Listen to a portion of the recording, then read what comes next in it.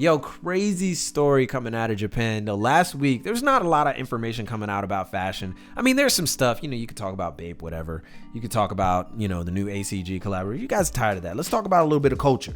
Last week, crazy story. Naomi Osaka, number 1 tennis player in the world now. Congratulations, girl. First Japanese representative to become the number 1 player in the world. Fantastic. I love it. Congratulations to her, making history. First person from the Asian region. Woo. That's crazy. In history of tennis. All the history is crazy. Yo, everybody should celebrate this woman. But there's something that's a little bit different about Naomi Osaka. If you've seen her before, she is half Haitian American and half Japanese, which means she's black and Asian. This is not a problem for most people. Most serious people are just like, okay, but for her sponsor, this apparently is a problem that she is more brown skinned than the average Japanese person. Clearly, because they ran this ad that was an animation of her. And the ad is, it's supposed to be her, but the character that they decided to promote was clearly not Naomi Osaka. I don't know who this person is, because this person is not brown at all. They literally said, no browns. We're not going to use brown at all. There's no more browns. Brown? What is that? Naomi Osaka's brown? She's a brown person? I don't know what color that is. We can't color that. Yo, her own sponsor can't even acknowledge that she's a brown person. Isn't that crazy? Ain't that crazy? Yo, I'm not gonna get too much in the weeds on the race thing. That's not what we do here. But I am gonna get in the weeds on the culture thing. This is something that you guys should know, because Japan has been caught with these kind of things before, where a lot of people who are kind of apologists for Japan when it comes to these issues, and I have been accused of this at times, only because I'm like, yeah, in that situation, that's not so bad. That's something that you can ignore. That ain't nothing. They'll do that to anybody. And I'll kind of forgive them for it. And that is saying that these Japanese people are just naive about people of different cultures sometimes. Sometimes they just don't get it. But this is not one of those cases. I cannot defend you on this one. Japanese company, Nissin, that makes noodles. You clearly know better. You clearly know better. Because when they released their, this is really funny, when they released their statement apologizing for the ad, they literally said, Nissin is all about diversity. What? We're all about diversity, man. We love diversity. Diversity's like our favorite thing in the world. When we package our noodles, we have diversity in mind, right? That's what we think about. We're all about it. No, I get to make fun of you, and I'm gonna go ahead and hand you the Jesus of the week. Jesus, you did not have any browns available. Is brown gone?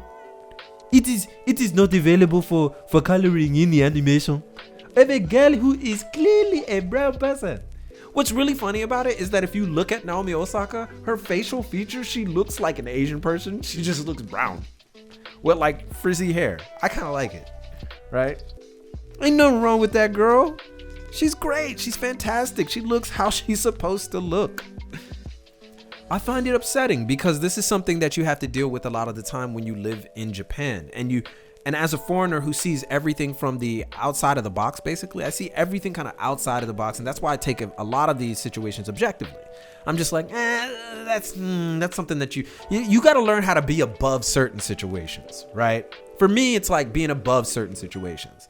But then there's also opportunities to teach people something. And this is the reason why I came here to talk about Japanese street culture and fashion, because I'm trying to give people an opportunity to understand how Japanese people approach fashion, street culture, and, lifestyle. It's not all about just taking culture, stealing culture, and then selling it to the highest bidder. It's not about that. A lot of Japanese people who are involved in like street culture, street fashion, and even non-street fashion areas, Americana, motorcycle culture. They're really into it and they really appreciate it and they go deep into it. That's one thing that I really respect about Japanese methodology, how they go about getting into things that they're really interested in. But there is an old guard that can't accept where things come from, right? So they'll look at a person like Naomi Osaka, like Nishin did, and say, well, Japanese people won't be able to relate, because this is the conversation that I know they had in the Japanese people. I know they had it in the office. Japanese people won't be able to relate to a character of an animation who's brown. So we have to make her lighter so people will relate to her. So young Japanese girls can believe that, they can be like Naomi Osaka. So they have to look more like her. Why not? Why not? It's a crazy idea, Nishin. Why not celebrate the fact that she is mixed Japanese? Why not uplift the kids, the young kids who are growing up in Japan who are of mixed descent? Why not uplift them? Why not have them look at somebody like Naomi Osaka and say, I can dig that. I support. Why not? Why not? And even full Asian Japanese girls who could look at Osaka already, who have already said, we're fans. Don't even care. Don't even care. Why not just say, yeah, that's how she looks like? Why not support her the way that she needs to be supported? Why not celebrate the fact that she is of mixed heritage? Because you can't relate. Because there's a small vocal minority here in Japan. Trust me, I know it. A small vocal minority that gets bent out of shape whenever a person of mixed descent in Japan becomes larger than life. Trust me, I know it. Ask any half Japanese, especially if they are brown skinned. Ask any single one and they will tell you, yup, yeah, that exists. And it's awful, man. They have to deal with it. They are culturally Japanese people and they have to deal with this dynamic of being Japanese but also not being accepted by Japanese people.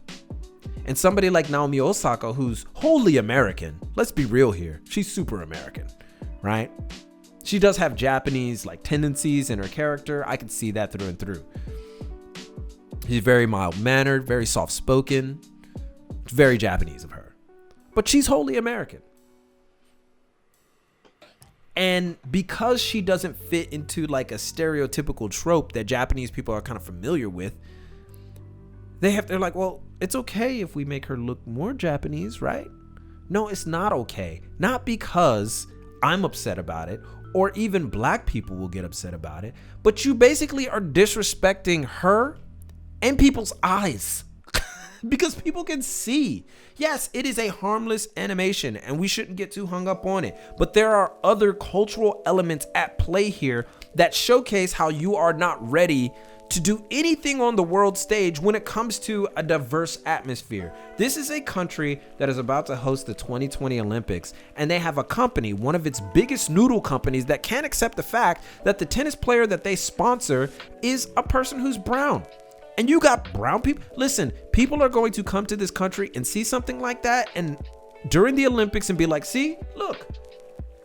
You have Reggie Casual talking about, yeah, Japanese people aren't like that, but they can't even accept the #1 tennis player in the world for being brown. That makes me look bad. And when you make me look bad, you see how I shoehorned it all the way to me, right? That makes me look bad, man, because I've been hyping you up for a minute. And the reason why it's so important in street culture, guys, is because there is an element at play in street culture as well. That's why Naomi Osaka is so important, because she's building bridges and she's not even trying to. Not on her own accord. No fault of her own. She's building these bridges that forces Japan to say, you know what? We have to start being a little bit more accepting of people of different cultures, even at the ground level. At the street culture level and fashion level, we got to be more accepting of these people. There's a more pluralistic view of people who look different than us, or even people who are culturally who we are.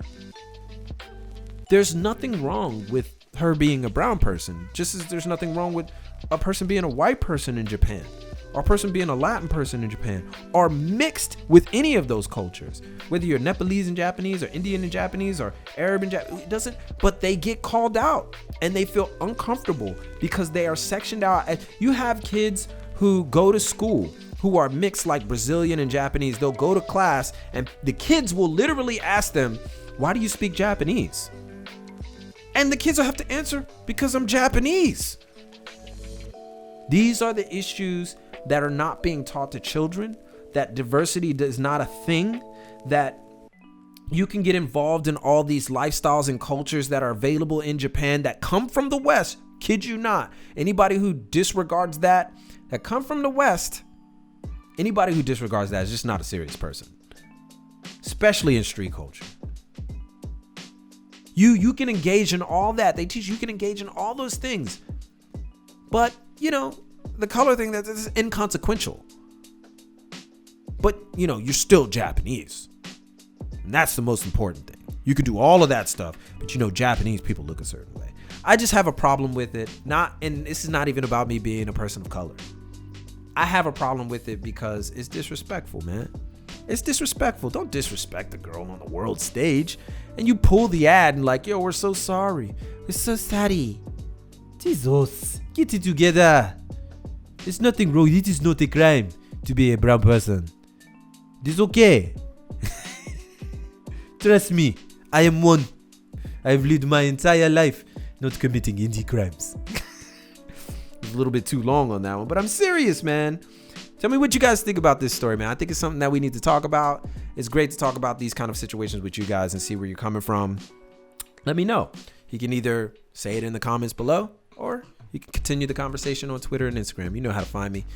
So let me know.